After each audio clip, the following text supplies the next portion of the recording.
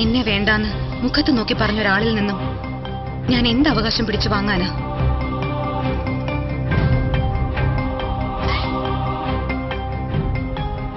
ഞാൻ എന്റെ പഴയ നിലപാടിൽ തന്നെയാണ് ഇപ്പോഴും. വേദികേന്റി, ഇവരുടെ ഡിവോഴ്സിന്റെ കാര്യത്തിൽ നിങ്ങൾക്ക് ഇത്രയും ഉൾക്കണ്ട എന്തിനാ?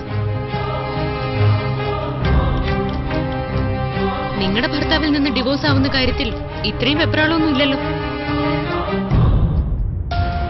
നിങ്ങൾ ഇവളെ എന്തിനാ ചുമന്നുകൊണ്ട് വന്നത്?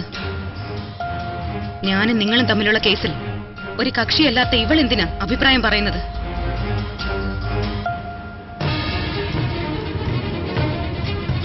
ഇവള് മിണ്ടിയ മറ്റു പലരും മിണ്ടുന്നത് എനിക്ക് തടയാനാവില്ല.